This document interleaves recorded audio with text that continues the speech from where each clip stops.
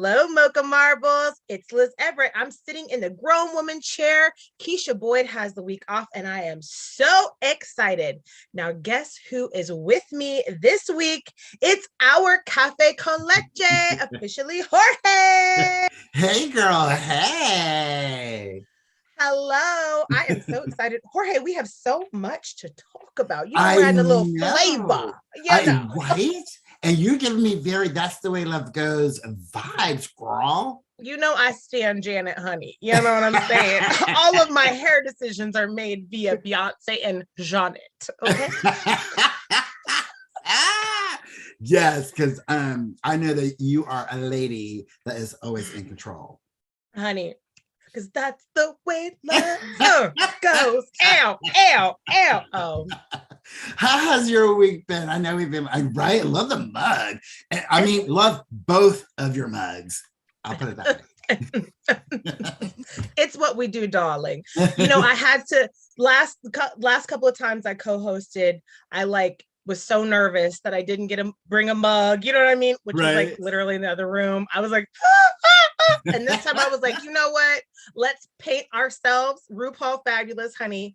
Let's do this here and let's bring this mug and this mug. Okay. Right? It's like a double mug. Listen, let me tell you this. So everybody knows that I have a little dog. His name is Logan, and he is a Chihuahua, and he's the cutest thing in the whole wide world. But we've been having an issue with getting his nails trimmed. Like before COVID, like pre-pandemic, he loved everybody, like wanted to be picked up. He was so sweet, so kind.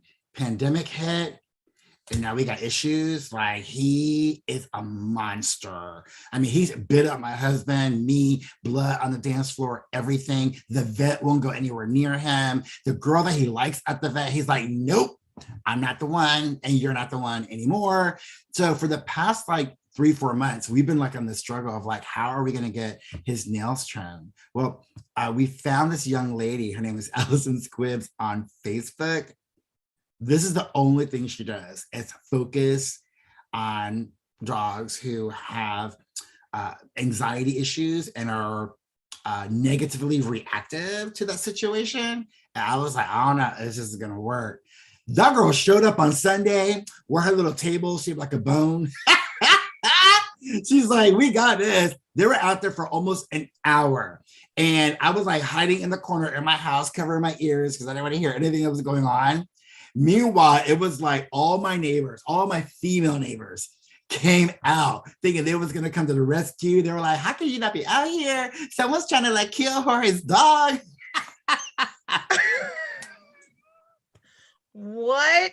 She did, though. She did it. She is the Chihuahua dog nail trimmer whisperer. She got him all the way together for the holidays. I was the dog nail whisperer. Listen, she better trademark that. Right? I was like, you know what, girl? I'm going to ask if I can give you a free commercial. I love that. Oh my gosh. Listen, on the other hand, I have a 78-pound pit bull who's like, anyone love me? Everyone? Yes. Okay, my mom's not here. Anyone? Please? Come on. You're like, is this on? Literally. Oh my gosh. Well, Mocha Marbles, we hope your day is starting out fabulously, just like ours. And we have so much more to talk about with you when we come back from these messages. But first, coffee.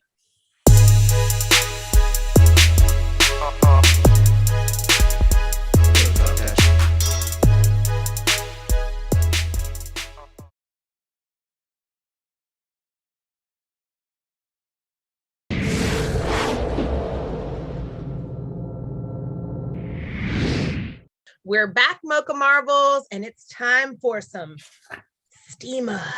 Are you ready?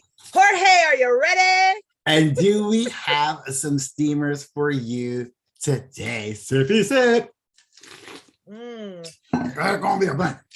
All right, so here we go. Steamers, everything that's happening in Black Hollywood and entertainment, and sometimes our allies.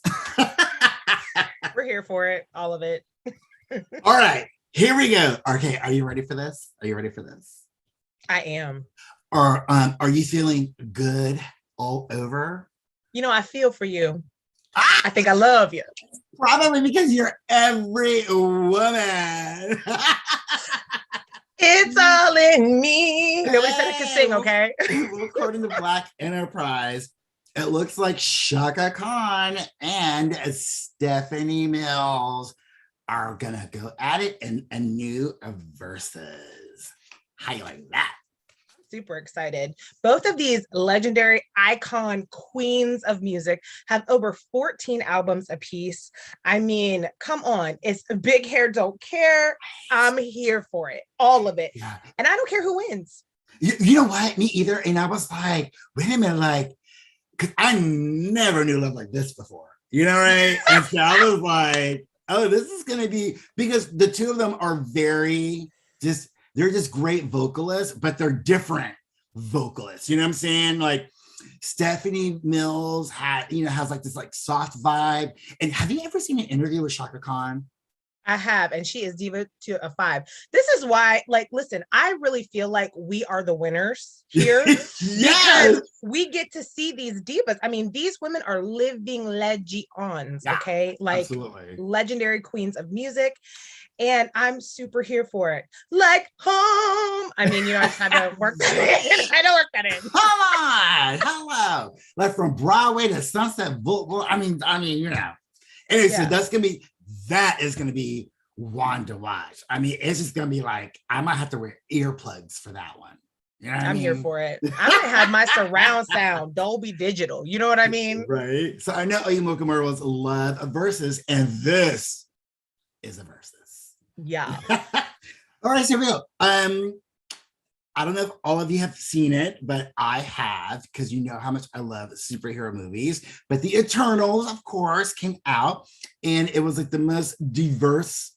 I don't even want to say diverse, right? I want to use the word inclusive. It was probably the most inclusive cast I've ever seen in a monster budget film. Especially action packed, where like the main roles went to the women, and the women were all different as far as race and color and physical challenges, like the first deaf superhero in the Marvel universe, Laura Ridloff, who plays the role of Makari, and her superpower is that she's like super fast, right? And she's like and she will never be late anywhere. And she is in the Marvel universe what inspired Mercury, which is of course from one of the gods of Olympus. Well, she is not only a woman of color, but she is deaf, like 100. And I've seen, because I'm that person who will stay up at night and watch all these YouTube reviews of all the movies, or when the actors come and they're doing their promotional tours and stuff like that. Just the way they all interacted with each other, it was like nobody even skipped a beat on that. Agree. Even though she's deaf, you still heard her. And her voice was very present in her character and her embodiment of the character. Not only that, as a member of the cast. And talk about breakout star. Right. She was great in The Walking Dead as well. And I'll tell you something that I learned. I watched an interview on a UK show called The Lorraine Show, and it was her and Angelina Jolie. And Angelina Jolie said that the reason that she took the role was because she understood the assignment, how inclusive the cast was going to be. She said that really enhanced her desire to do it, but she also helped her figure out, because she was having a hard time with the cues, because when they all had to turn around. And so Angelina figured out that if they could use a laser, like a red laser, she would be able to see it and turn around at the right time with everybody. And she said that is something that she's now using in other projects that she's doing. And she said, she's like, I'm so excited to, not just represent the deaf community, but to also represent the Black and Mexican community. And so I love that within Ridloff's within her role, both on screen and off screen, she really understands representation and what she's here for. I think that is so beautiful. Well, if you think about it, if you were to see like the Eternals like promo or movie poster, if you were just to blink really quick, you would just think, oh, is that Angelina Jolie's like family picture? Oh yeah, so true. So true. Oh no, that's the movie. True. Oh, I'm sorry. So true. I thought that was her holiday photo. Hello, and cheers to the whole cast. I mean, coffee to you. All right, moving right along. So, do you remember Jodie Turner from Queen and Slim? Oh yeah, she's a great actress. Well, she is going to be. Oh, this is great. This is going to be great. She is going to be portraying Anne Boleyn. Remember her? I do. I'm a huge, as we talked about in pre-production, I'm a huge like reimagining the Tudors, Henry VIII, Reign, all that stuff. Like I'm super into it. And I'm super excited for her because I think that she's going to not only reimagine this character, but also it'll open up other doors for other projects. I think they're also reimagining Three Musketeers as well. Yeah.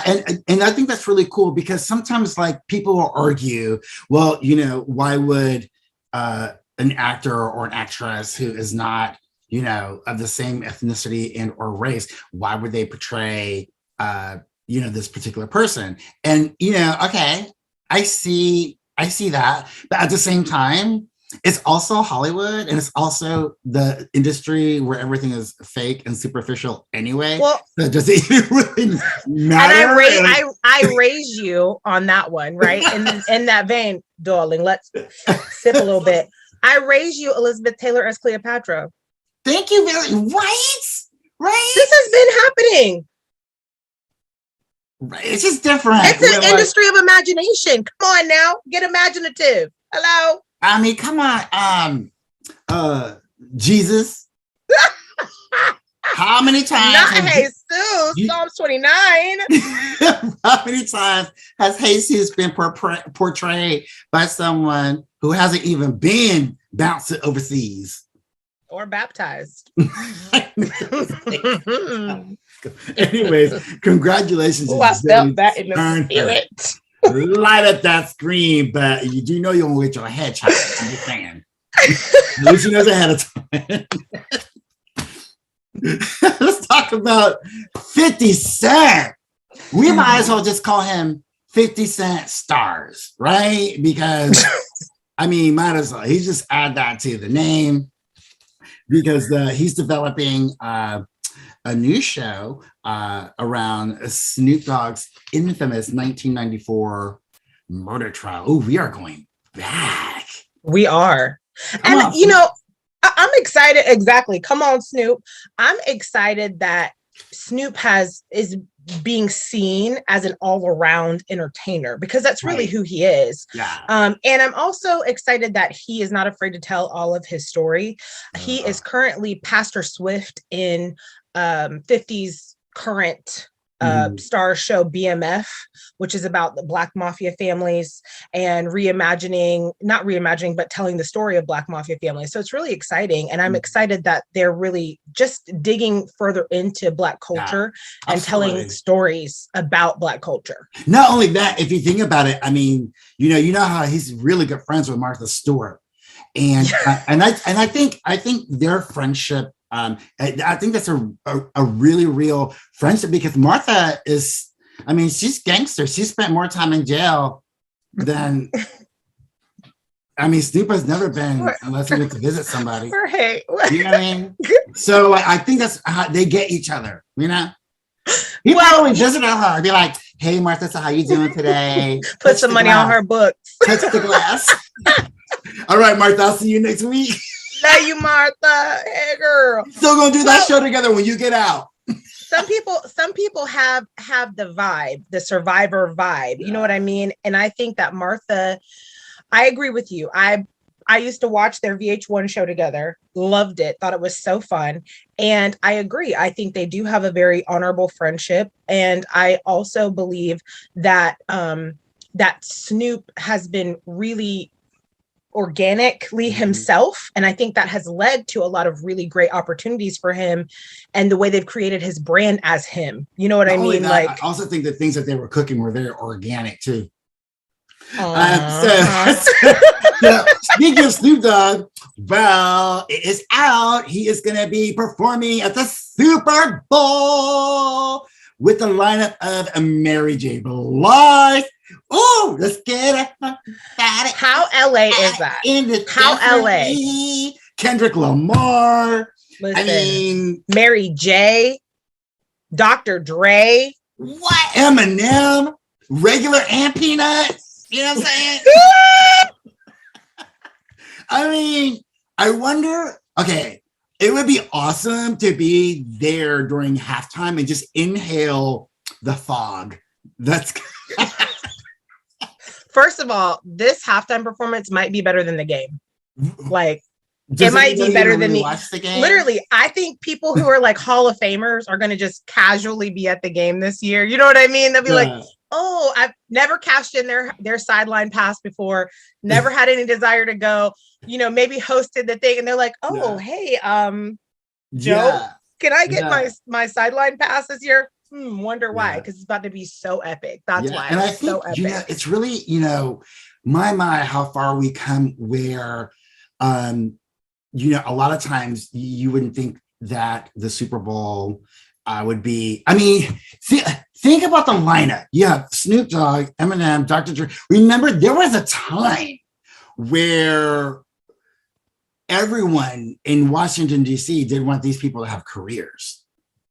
100%. 100%. And now, since the NFL and the Super Bowl is so family, I mean, these are artists that were, you know, were being censored and, you know, and now all of a sudden they're going to be in everyone's like living rooms getting crunk. I love it. In the club. Yeah, talk about rolling down the street. With your homies. Anyways, so that's the 411 on the Super Bowl performances. Congratulations to Paris Hilton. That dress, though. I like her. I like that she stands up for all of her girlfriends. You know, Kim Kardashian was there doing a thing. It was celebrity stacked. But she's also been very vocal during the whole Free Britney movement, which leads us to our other steamer, as our steamers tend to get a little bit creamy. We're so happy that Britney is free because I've never known of any male artist who has ever had this situation as far as a conservatorship being placed upon them, especially with so many people on her payroll. So I'm just happy that now she can drive her car whenever she wants, wherever she wants. And I'm also happy that maybe she will be able to get into a dance studio with some other dancers, because she'd be working the hell out of her travertine floors in her house. So I'm just not her travertine floors. So if you follow her on Instagram, she loves dancing. You know, her floors are fabulous. I mean, I have marble, but travertine is also really right. I just need a choreographer to give her more than this move. You know, that one where she spins her head around. But I mean, I watched her video on Instagram where she was saying, like, it's just nice to have car keys. It's nice to have a bank card. It's nice to have, and you just really think about those small freedoms. And she said something so simple and beautiful. It's the little things. And I was just like, wow, I just never really thought about that. Well, I mean, we have to, you know, consider the perspective, you know, like for instance, her car keys, okay, to her Maybach. Okay. Her, you know, the little things like, you know, her palatial estate. Okay. So, yeah. A little well, I'm just ready for her to take off on your private jet whenever you feel like it, you know. I'm just ready for her to get into dance class, get some new choreography, you know, because right now on Instagram it looks like Britney can't dance, but I know my girl can. So I'm trying to pull out some new, you know. Look, I will say it right here. She's gonna marry that man and have a baby real soon. Well, she said that in one of her Instagram posts. There's an Instagram post of like, it looks like adult feet and little tiny feet. Yeah. And it says underneath, thinking about having another baby. Maybe this time it'll be a girl. Ooh, wow. And be like, oops, she did it again. And I'm sure the fans will go crazy. All right. And can't sleep. Oh, you cannot leave me hanging on a Britney song now. That's toxic. Stop. And speaking of crazy, guess who's back in the house? Oh. New Year's Eve in Times Square. Yes. Just go to americaweb.com. And yes, it looks like the Big Apple is going to be falling down again on Times Square with a lot of everyone there ready to cheer in the new year. I'm ready for 2022. What about you, Liz? I'm feeling ready. I have my Pinterest mood board created, my vision board, for next year. And honestly, proof of vax will be the thing. And, it's still going to be packed. And that's not a surprise for me. I spent a lot of time in New York City. And, to go in a restaurant, you have to have proof of vaccination. So cheers, New York City. Can't wait.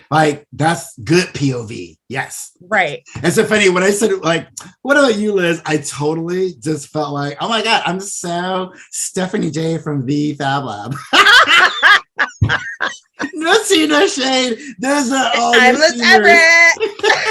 Those are all your steamers. Everything that's happening in Black Hollywood and entertainment. All right, Mocha Marbles, thank you for joining us. We'll be right back with Piping Hot. I did sound like Stephanie, did I? What about you, Liz?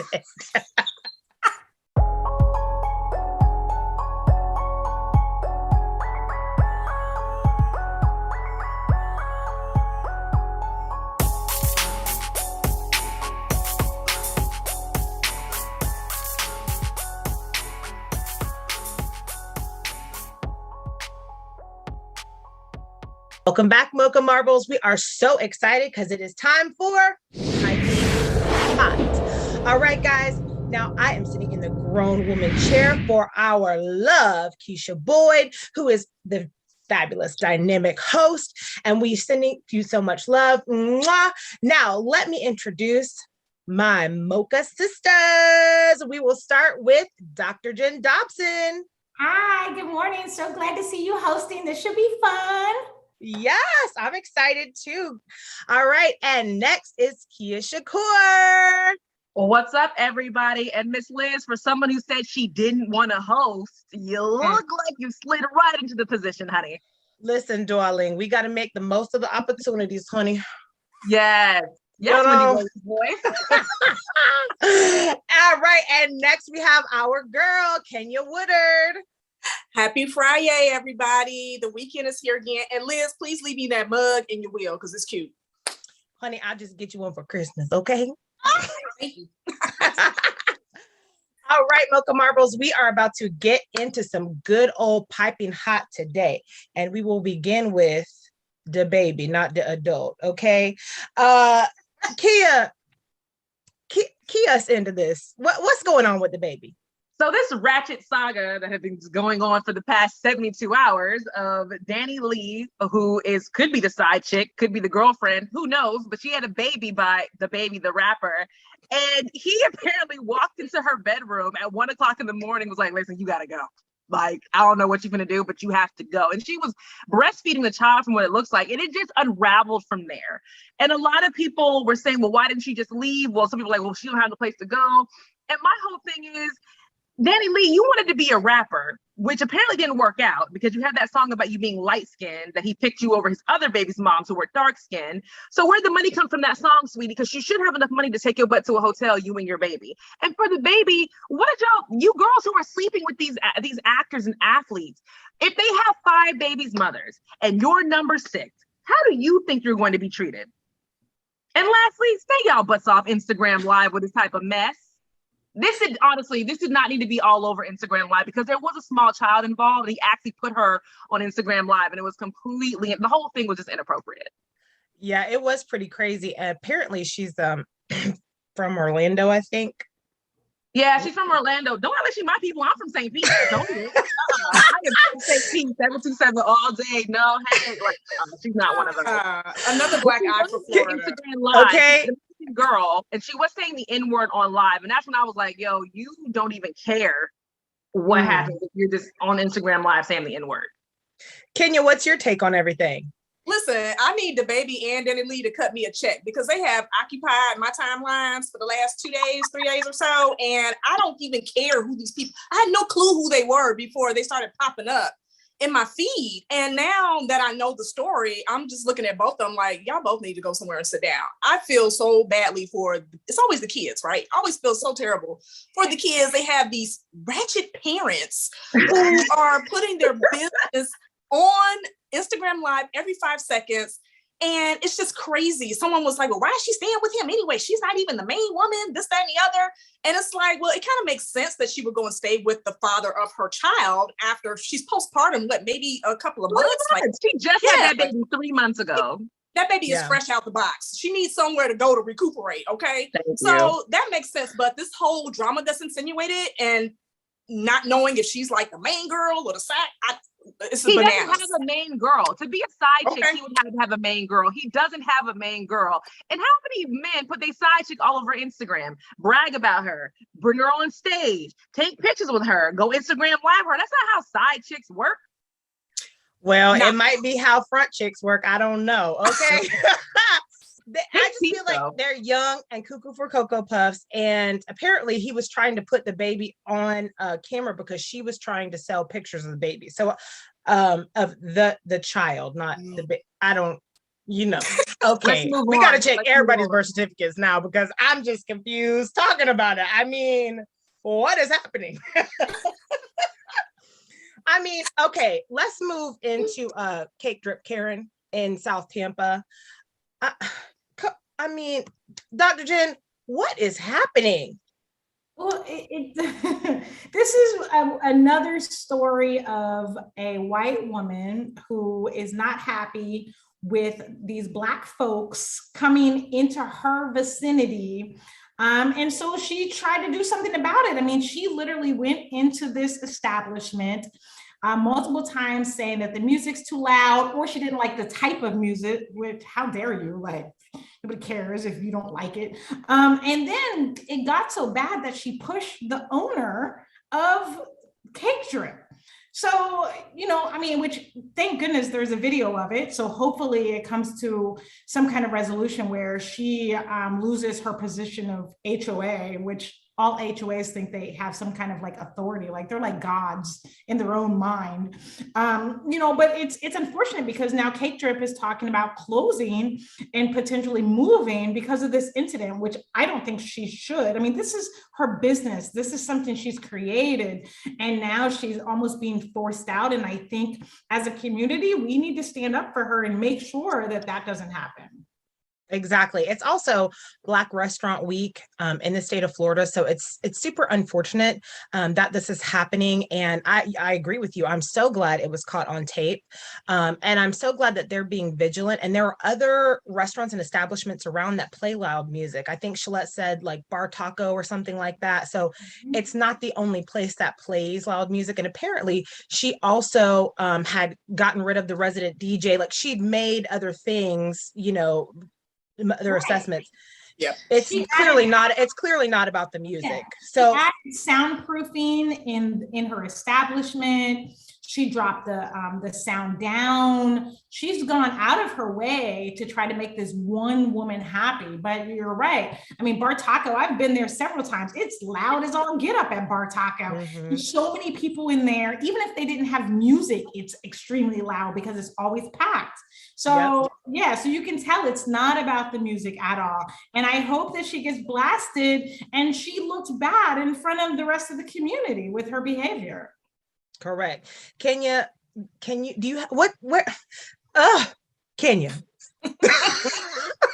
So for those who are not familiar with Tampa and Hyde Park, so I live in the neighborhood that's adjacent to Hyde Park here in South Tampa. So I'm familiar with this area. I'm in Hyde Park all the time, visiting restaurants, things like that. On my street, I am one of maybe 4 Black people, okay, on my street. So there's not a lot of Black people in South Tampa, Hyde Park area at all. And so to have these kind of reports of this kind of behavior, not too surprising. But let me tell you, this woman absolutely crossed the line when she decided, it's one thing to complain, right? It's another to actually physically assault somebody, right? So this is where, she's gonna lose something. Her freedom, maybe, I don't know, definitely some money, because the owner of Cake Drip definitely has case in this situation. Well, we're moving on to some more craziness. Okay. We don't want any more Black pastors coming in here, was the comment. And the other comment on the other comment was, how many pastors can they have? Kenya? Listen, I chuckled so hard when I saw this.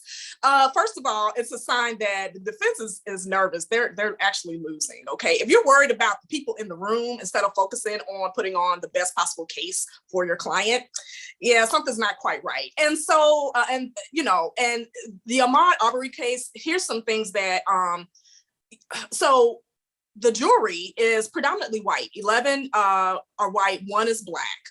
And so what has happened is, as this case has moved along, everyone who's paying attention, we're kind of looking for instances where there may be some bias from the judge, or, some instances where not the prosecution, but the defense is putting up some ridiculous claims. And sure enough, they're coming through with this whole craziness about pastors being in the gallery, and Jesse Jackson and Al Sharpton falling through in support for the Arbery family, which is to be expected. Unfortunately for the defense, I guess he forgot, law school 101 is that, everyone has a constitutional right to sit in the gallery. You just can't be a disruption, but there's nothing against anybody coming to sit in and watch a trial. So for him to make this claim was just crazy. And thankfully the judge caught on to it, because he did it not once, but twice.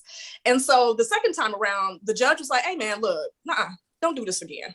Like, we've been through this. People have a right to come into the courtroom, watch the trial, focus on your work. And he said, I'm not going to talk about this anymore. For me, it was when he said, how many Black pastors can they have? And it was the other lawyer, when she did like this and then tried to tuck her hands behind her ear, she went, no, I heard her soul go, no. Because she told him not to do that, and he still did it. It was crazy. I mean, the judge also denied the defense's request for Jesse Jackson to not be in there. They made it a big thing about celebrity pastors and the whole thing. So I think the whole thing is crazy. Personally, I still have trouble after I watched the Ahmaud Arbery video. I still have trouble going to the park to walk and run. I really have to get myself kind of worked up. I live in an area that is very similarly wooded and that kind of stuff. So, Kia, you also live in a similar type of area. We've got a lot of woods. And you mean surrounded by white people, or you mean surrounded by woods? Like, which part is well, both. Yeah. I live in a well-wooded white people community, and I don't run in this neighborhood. I run on my Proform treadmill. This is not an ad in my garage, but here's the thing that I thought was so interesting. I know what he was trying to say. What the defense was trying to say is that maybe having certain people in the gallery is an undue influence because they're being seen and da-da-da-da. He could have said that so much better. But his exasperation of, dang, how many Negroes y'all gonna have in here? Was really how it sounded. Like, it came off as like, look at all these Black people. You need to move all these Black people. This is not what I want. It was just so tacky, and I don't know how he thought it was going to land. Like, the judge in this case is not like the judge in the Kyle Rittenhouse case. This judge is really just like, I don't want to hear none of this. I want to hear the facts. I don't want to need to be near the defendants. I don't want to show bias. Like, I don't want to hear none of this. Please just sit down. He just needs to sit down and stop. I think that that was called grasping for straws, especially because we know that they released the full footage. And yes. So, Dr. Jen, what are your thoughts on this and the footage? So I was looking at it this morning and reading about it. I mean, the thing about this whole situation, when you see how he was almost, it's like a lion going after its prey, right? That's kind of what they did. They backed him into a corner. They purposely went to attack this man, and then after, sadly he was killed, they acted like, oh my God, we killed him. We didn't know that's exactly what your plan was. They trapped him like a rat and then almost acted like, oh, this wasn't the plan. And one of the guys, I think, who was it, Travis, I want to say, was like, the one who recorded it. Yeah, Travis was like, they were like, oh my God, you have blood on you. Are you okay? And he's like, no, I just killed a man.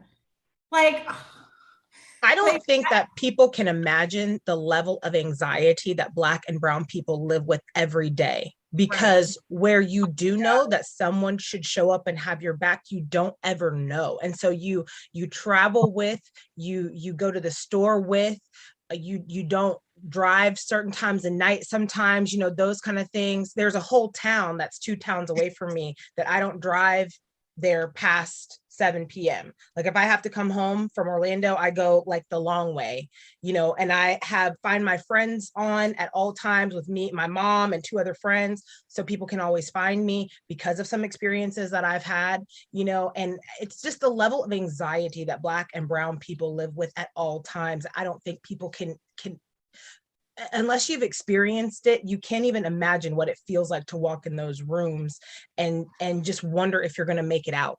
Just because wait, really quick. What town won't you drive through? Because I bet you it's the same town me and my husband like speed through. I would be willing to say that, but I'm not going to say it because I don't want to be stopped there again for no reason after coming from prayer and barely making it out alive. Oh, well, mine is Polk City. I don't care what y'all say. We have to drive through Polk City to get to my brother's house. And every time we drive through there, it is Confederate flags, the everywhere. Whole thing. It's just, I get your feeling. Trust me, I get the vibe. It's unnerving. It's unnerving. And I think that other folks go, I had an experience a couple weeks ago where the client was like, oh yeah, we're going to start at 4 a.m. for hair and makeup for a photo shoot, right? And I was like, well, then you need to get me a hotel room because I don't drive at that time of morning. You know what I mean? Like, and she was like, oh yeah, the deers. And I was like, no, darling, that's not what I'm talking about. But your eyeliner will be straight. Thank you. Send me my hotel confirmation. There you go. Right? Like, nah, fam. So, all right. Well, moving on. Dancing with the Stars host Tyra Banks is being criticized, you guys, for her interview with Janet Jackson.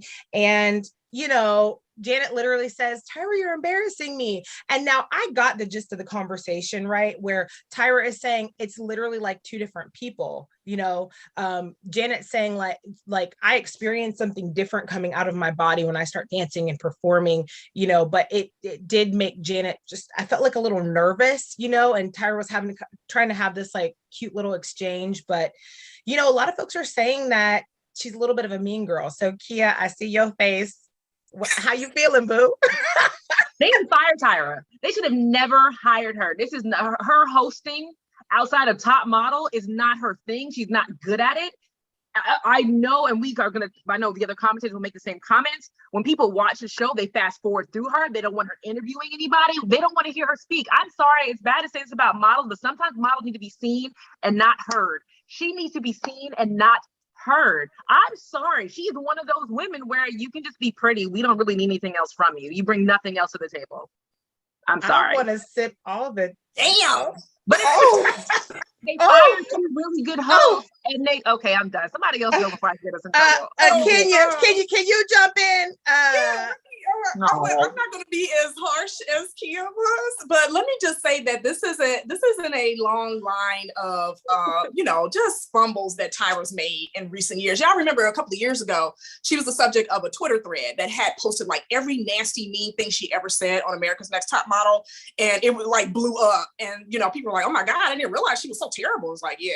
And then shortly after that, it was revealed, Naomi stepped out and told her side of the story of their supposed rivalry.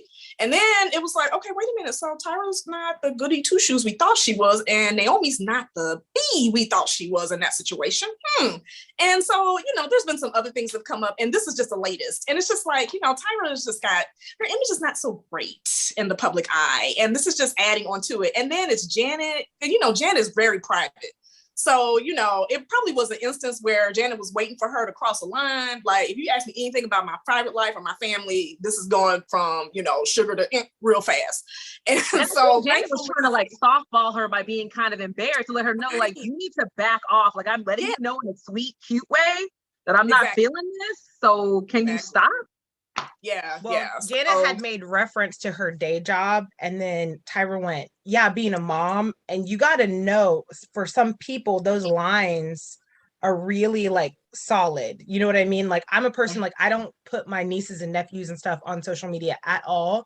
You know, they didn't ask for the outward life that I have. So, you know, and some people just have those lines, and I just don't know if she was trying to respect those lines. I don't know if she I don't think she even thought about it. You know, maybe it was because they're such good friends. I don't know.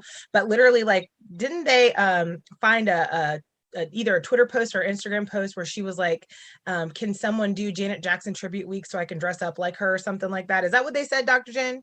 Yeah, that's what they said. It was signed Tyra's ego. You know, she was, because basically what people were saying is that everything that she does and says is so that the attention is on her. So her questions, her comments, her statements brings it all back to Tyra. And people are sick of Tyra. And if you read some of the threads of comments, everybody is just like, get rid of her. We don't like her. We don't even want to watch her. She's egotistical. This is just all about her. Like, they're done with her. And after this, I think that she's probably going to end up losing her position because nobody wants to watch the show because of her. Yes. No. Yeah. No. Well, and people have highly criticized her fashion choices, you know, the whole thing. And I do believe that there is a reason why Naomi is still walking in shows and other people are not. Because Tyra's gotten fat. Well, you know, not even that, because we're embracing, right? But fashion folks like to embrace those who have real respect for the industry and who, you know, really are kind of like still in it. And Naomi's still serving. You know what I'm saying? Like, hear you. We're moving to the it was the next. All right. So next, we are moving right into Lil Nas X, who finds out Yai Arzenium, that ain't right. I'm gonna let y'all know right now, has a secret wife and kid in the Maury teaser. Dr. Jen, where are we at with this? So this is funny, and I'm not going to give it away. So that way, if you haven't seen the Maury show yet, you can watch it. So I'm not going to give away what happened. But the great thing about him is that he's embraced his sexuality and he's turned his sexuality into a brand. So basically, when he first came out doing that whole country get up song, whatever it's called, you know, he didn't come out as being gay or homosexual or bisexual or whatever the case may be, and then came out after the fact. And people kind of criticized him, and he took that and he was like, oh, you're gonna criticize me? Okay, let me show you what I can really do. And every time they say something about him, he takes that and he turns it into this amazing artistic artwork videos. I mean, I think they're amazing. You know, if you haven't seen it, you know, pictures of him being pregnant, that was the birth of his new album, I think was amazing. So, you know, so it's just, he's just done such a great job. The video of his one song, now I don't remember the name of any of his songs, but anyway, the video wait a minute. where he's in prison. Song, Jen? What's the name of his main song? That Old Country something, that's only country. Old Town Road, girl. Old Town Road.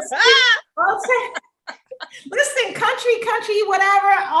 I just remember like everybody doing it, all the kids in school doing it, whatever. But he's got the other video with him in prison, and they got this whole prison sexuality thing.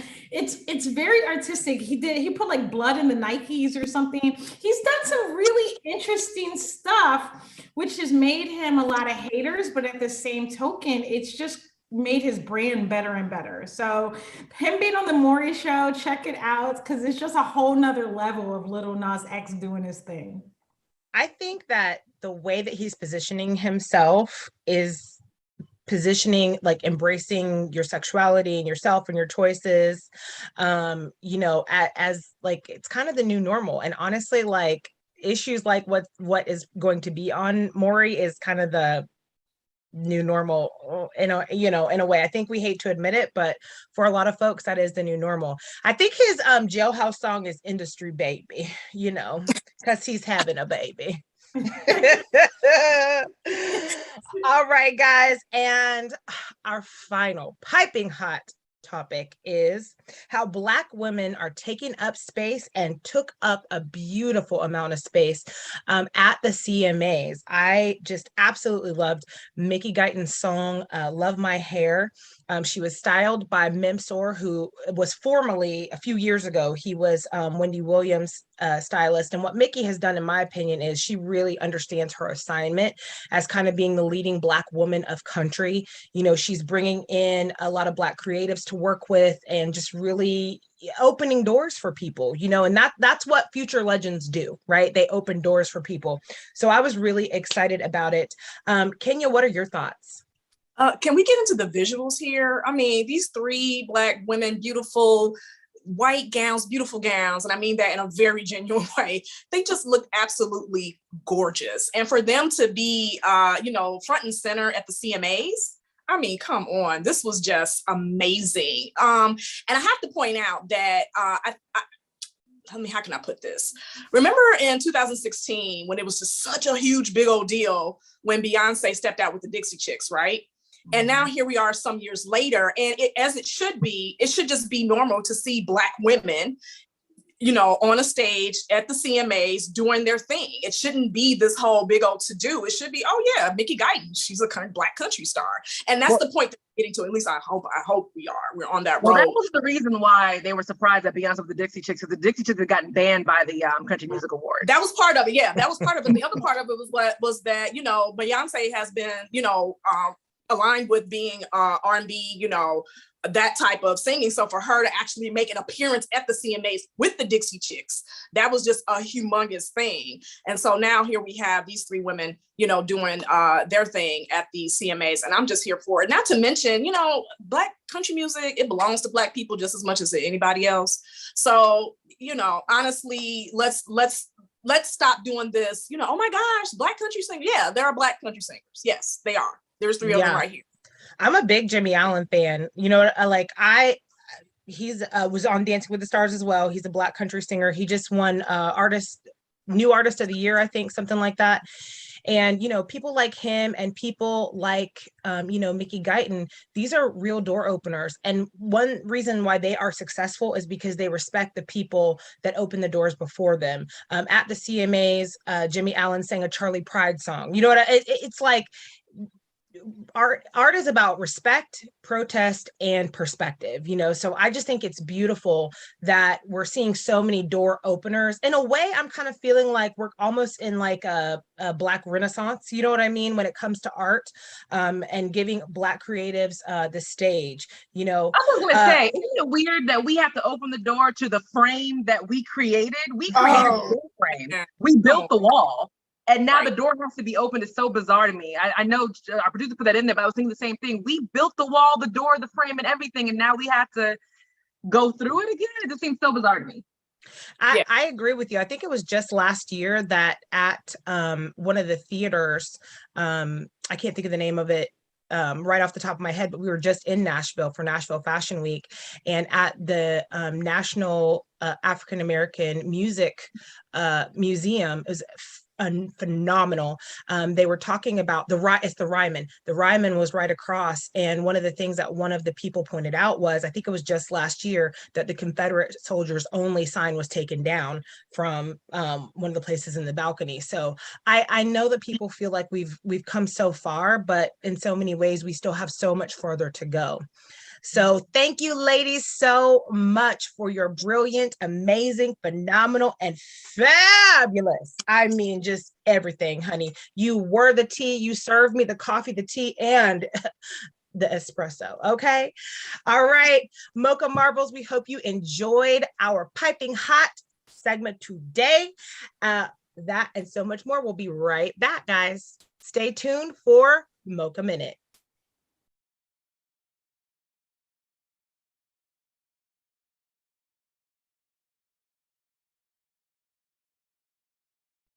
I know you Mocha Marvels are enjoying the Mocha Morning Show, drinking all that hot piping tea.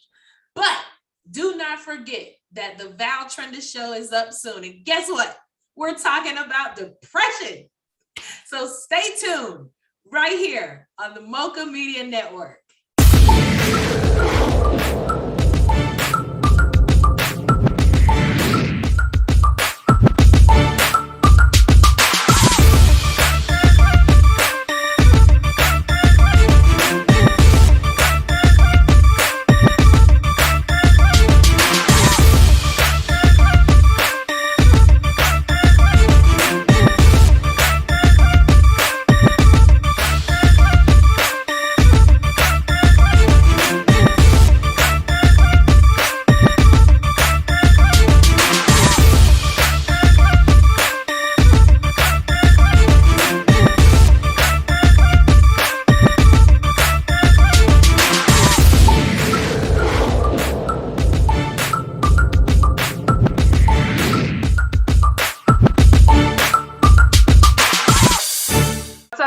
And welcome back to Insecure Cafe, and we are covering episode 4, Faulty Okay. Usually I have a bunch of notes. I don't got no notes for this episode. Why? Because this episode to me was very straightforward. So we open with Issa and Molly and Kelly at the beach, and I'm sorry, best dress for me was Kelly. I don't know where she got that blue ensemble, but I really liked it. I thought it was really, really cute. It was cute. You have to think about it. Anyway, they walk up to Nathan and his boys as Nathan's trying to plan this whole beach party, and Issa is embarrassingly, like, I felt secondhand embarrassment for her through the screen on how she was talking to him. Was she doing it a little bit overboard? Well, what can you say after having such an awkward moment like that? So, she was trying to be cool, trying to like pretend like it never happened, kind of sort of like, can we just fall back into that cool friendship that we had before? And she was failing miserably, but that's what makes Insecure, the comedy. Yeah, you can't cry in my mouth and then things are going to go back to normal. But they got the whole party going. And the funny moment to me was when Nathan kept saying, yo, my boy is coming. He's got all the meat and everything. And this man walked up with boxes of Domino's pizza. Jen, I would have left. Listen, the earthquake couldn't have happened at a better time, because nobody wants to eat some cold Domino's pizza when you're on the beach. Like, it's beach. You want to have some chicken, some burgers, there's some hot dogs on the grill. Like, that's a beach party. So yeah, that was a little rough, but it was a good scene. Yeah, and then we move on to them all at the spades table. One, Issa wanted to learn how to play spades. Sweetie, you're too old for me to teach you to play spades. You learn how to play spades in college. Once you don't learn in college, you don't learn for life. That's just how that rule goes, guys. But they're playing spades, and Issa looks over at Nathan, and it looks like, I think that's his assistant, and it looks inappropriate. And I'm trying to think, is she imagining it how this is, or were they not that he was really like, having a sex act on her or anything, but was he really like on his knee with her leg up and tying the shoe? Like, was that in her head or was that real? Anybody take it away, because I wasn't sure. That was real, but you know how Issa is. Issa imagines things beyond the way that they actually look. So it looked a little sexual, but I think that's because the girl, what is her name, Reza or something? Reese something. Doesn't matter. Yeah, but just the way that she naturally is. So you can tell that she's naturally a flirt. She don't even realize how she does things the way that she does it. I mean, you see how she ran off into the water. Nobody was in the water, by the way. Risha was the only one, like, okay. And then she put her little thing off. She had a little booty, like, just bouncing into the water. Like, that's clearly her, like, style. So. And what's interesting about this is that normally girls who look like Risha are kind of standoffish, or I know I'm cute. She was so ready to be up in Issa's face, like, hi, Issa, how are you? Where are you going? Are we gonna go hang out? Oh my God, I love this. And I was like, so she's not a jerk. She's just weird, I guess. But anyway, so the earthquake happens and everybody kind of disperses from the beach and need to go find something else to do. And they all decide to go to another place to hang out. And we've all been there. Like, you start off in one place, you end up five other different places, and you end up at somebody's house. So they end up at the bar. and we see Nathan's cousin come in with his wife. And for some reason, I thought the cousin's wife, maybe her and Nathan had messed around or something weird like that. But come to find out later in the episode, just jump ahead a little bit, Nathan was living with them and was manic and was coming in and out of their houses all time of night and acting crazy and doing all this stuff. And they're like, yo, we can't deal with this. And the wife was like, just put it on me so you guys can stay friends. I mean, Shalette, I feel weird about that because like Nathan had no idea he caused that much drama. And I feel like people who are like him have no idea they've caused this much drama in people's lives. As someone like Nathan, when you're young in your illness, when it comes to bipolar disorder, you just think you're just being yourself, and then you just feel extra good and you have all this energy, and yeah, you are annoying the hell out of people. Thankfully I have a really great circle of friends, so I don't think I would ever get kicked out of someone's house, but I have been shuffled around by friends and family before whenever I was manic. So it's just great that Nathan has been able to mature. He's living and thriving with his condition and is self-aware and adult enough to have those conversations with his friends now to let them know, what was going on. Or, I mean, even his friends have matured enough to even let him know what was going on. Because I think the way they handled him, it was a very immature way. Like, this is his boy. His boy really should have addressed it instead of Nathan having this kind of like unmentioned beef between his boy and his wife. Right. We've been blaming the wife all these years when it's really his boy who wanted him out of the house. Well, let's be honest. Has he handled it well? And is he understanding, Jen? Because when you think about it, he was in the car with his friend saying that Issa's all over the place. But in reality, so was he. Like, he should know. Where's the self-awareness, Jen? Yeah, I agree, Kia. Like, I think that there is not a lot of self-awareness with Nathan, but I love that part of the show because it really talks about how men need to be able to communicate with each other so that they know what's really going on. And it was so eye-opening to Nathan, like, oh my God, all this time I thought that it was my cousin, I think it's his cousin, my cousin's wife. Yes. And it was actually my cousin because they had kids and responsibilities and they were adulting and Nathan wasn't. And I don't think Nathan still really is adulting yet. He's just now slowly getting into the adulting phase. And I think it was like, wow, like I didn't realize that I still need to get my shit together. And even how he was reacting to when he was talking to his friends about Issa, and they're just like, dude, she likes you. Like, yeah, she made a mistake. It's not that big of a deal. She likes you. She's here. She's flirting with you. We all can see it. What's your problem? Like, why are you making it a bigger deal than what it is?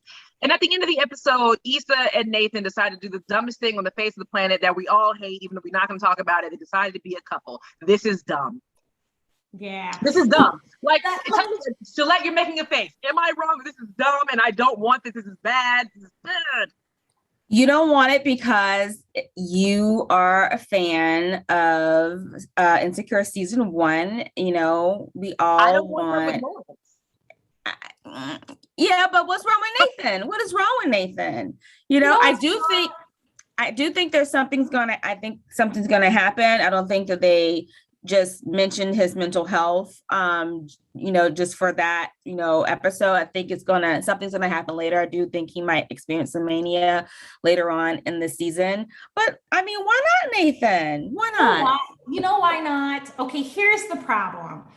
Issa was with Lawrence. Then she was with Nathan. Then she went back to Lawrence. Now she's going back to Nathan. Like, Don't forget about Daniel. There are 7 trillion people in the world. Why? You got to bounce back and forth between these 2 guys, all those guys at the beach. And now you got to go back to Nathan. And you already messed up with Nathan. And he's going to feel some type of way about it. And he's not going to really trust her because he left her. She left him once for Lawrence. Like, it's just messy. I don't like it. Well, guys, that is all the time we have. Trust me, we can keep going about this, but I cannot wait to see the failure that is their relationship because it will be a failure. So make sure you tune in to Insecure so you can tune in to Insecure Cafe and have your comments be heard. Good luck, Issa and Nathan. Welcome back to Mocha Marbles. It is time for our Mocha moment. Listen, if you have any birthdays, anniversaries, or any special moment, that is happening in your lives. We want to know about it. So share them with us and we will share them with our Mochaverse.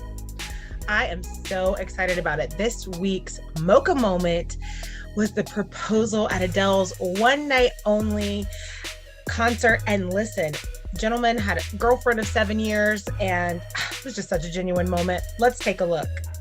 That was no ordinary hello.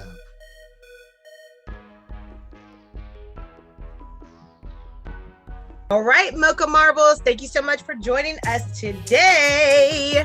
Yes. Oh my, Liz, thank you so much. It was great having you in the grown woman chair. But listen, all of you Mocha Marbles, we have plenty more on the Mocha Media Network. Liz, hello. Your show's coming up next, girl. You need to go change.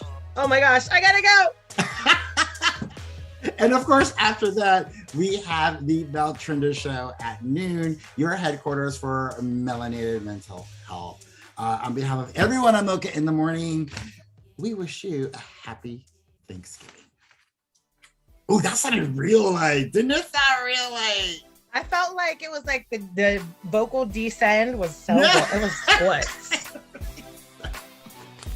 Go, girl. You got to go get ready for your show. Oh, where's my lipstick at? Oh my gosh, I gotta go.